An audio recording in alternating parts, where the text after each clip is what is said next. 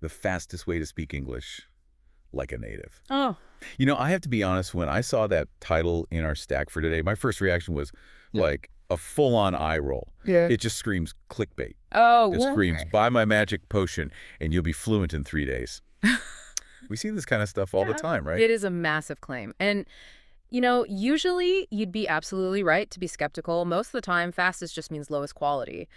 But the source material we're looking at today, it's not selling a course. It's not selling an app.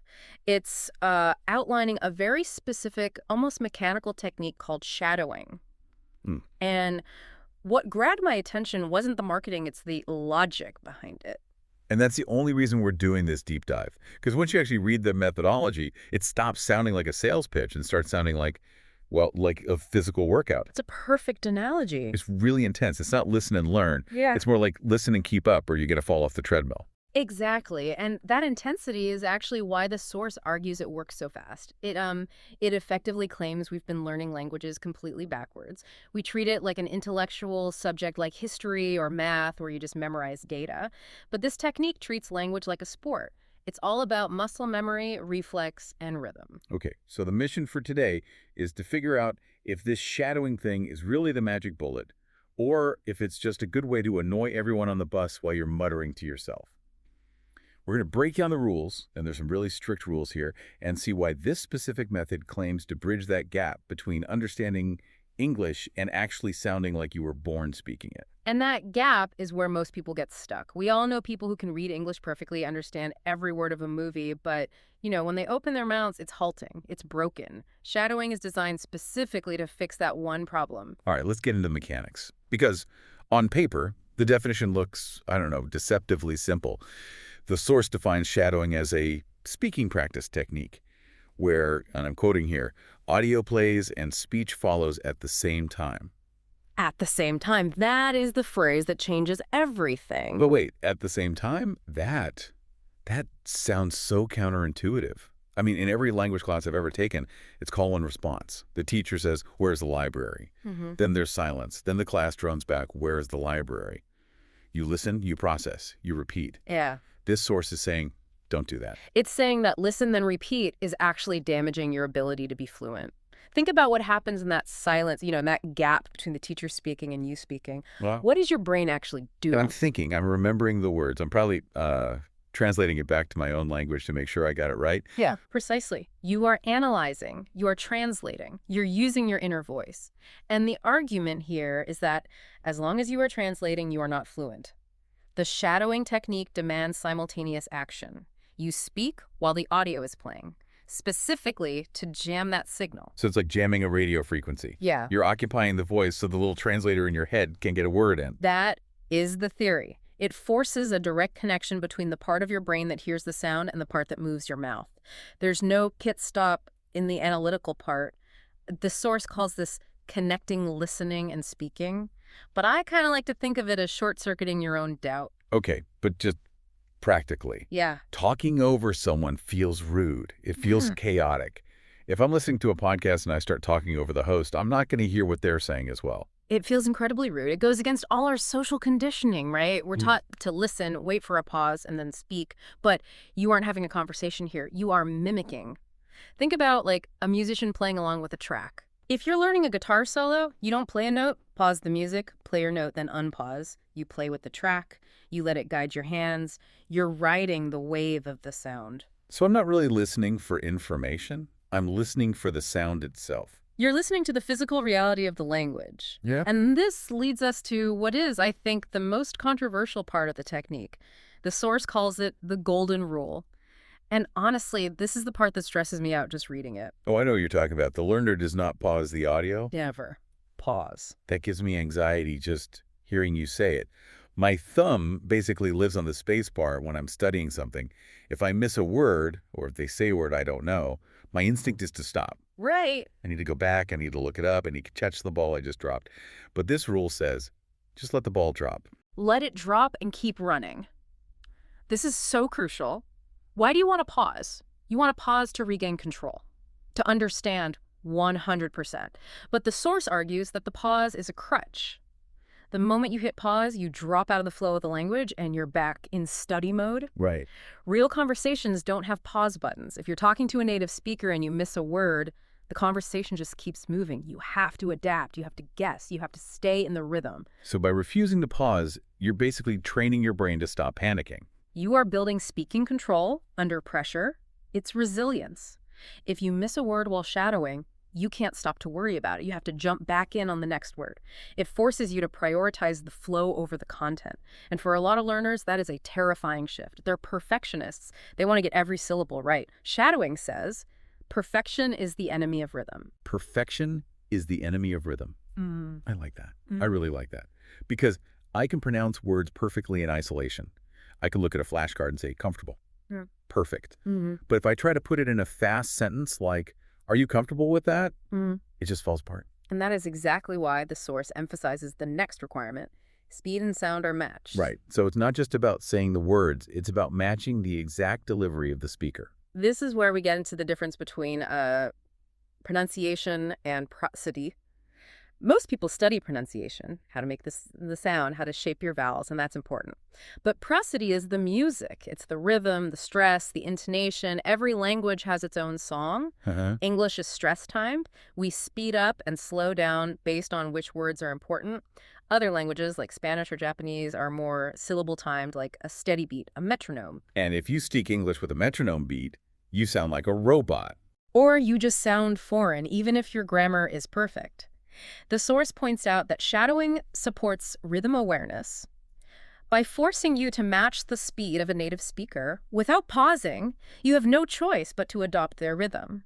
You physically cannot pronounce every single letter clearly if you're speaking at native speed. Oh, yeah. You have to slur things. You have to blend words together. Totally. What are you going to do becomes what you going to do. Exactly. If you learn those words from flashcards, you'd say, what gotta you do? Go. But if you're shadowing a native speaker who says, what you gonna do? And you're forbidden from pausing, your mouth just has to find a shortcut. You discover those blends naturally. It's efficiency. Yes. The speakers are lazy or, efficient. We take shortcuts. And shadowing forces the learner to take the same shortcuts just to keep up. It supports pronunciation through speed. It sounds backward. Usually we slow things down to learn them. But slowing things down actually destroys the natural sound of the language. It distorts it. Shadowing preserves the distortion that makes it sound native. But I have to play devil's advocate here for a second. This sounds incredibly difficult. If I'm a beginner or even intermediate and I put on a clip of some fast-talking New Yorker and try to shadow them without pausing, I'm just going to be babbling. I'm going to be making nonsense noises. Is that actually helpful, or am I just training myself to mumble? That is the danger. And if you just started shadowing like full movies on day one, yes, you would just be making noise. You wouldn't be learning. That's why the strategy section of the source is so vital. It talks about controlled progression. Yeah, let's unpack this. Because the rules are so intense, no pausing, full speed, so the content has to change to make that possible. The source says, short audio sections are used first. Extremely short. We're talking seconds, maybe one sentence, maybe even half a sentence. The source notes that practice stays controlled and simple. This is all about managing cognitive load. Shadowing is hard work for your brain. You're listening, processing, and speaking all at once. Right. So if the content is also complex, if it's a long paragraph with hard vocabulary, your brain is just going to crash. So practically, what does that look like? Do I find a clip and I just loop it over and over? You loop it. Let's say it's a 5-second clip. You listen, you jump in, you fumble, you do it again, you fumble a little less, you do it a third time. By the 10th time, you aren't thinking about the words anymore. You know the words.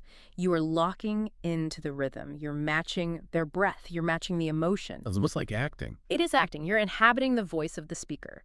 And because the clip is short, you get this quick dopamine hit of mastery. You go from stumbling to sounding exactly like the recording in just a few minutes. That builds confidence. And then, according to the source, longer sections are added later. Exactly. Once you can hold the rhythm for 5 seconds, you try 10. Then you try a whole conversation. Right. But you build the stamina. You don't try to run a marathon on your first day of jogging. You run to the end of the block. You run to the end of the block. The key is that even though the clip is short, you still obey the rules. Full speed, no pausing. I can see how this would be exhausting, though. This isn't passive listening. You can't really do this while you're washing the dishes, can you? Not if you're doing it right. It requires total focus. That's why the source emphasizes that the session ends after practice. It's a workout.